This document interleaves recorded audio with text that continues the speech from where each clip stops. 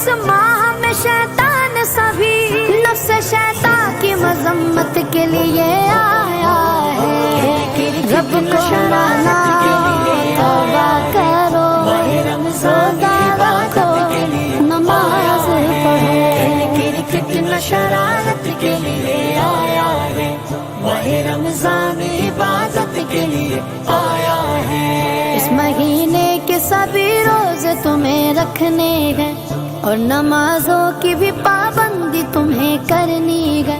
ہاں غریبوں کا ادا مومن کرنا ہے تمہیں، پیٹ بھوکوں کا یتیموں کا بھی بھرنا ہے تمہیں، صدقہ خیرات کی کثرت کے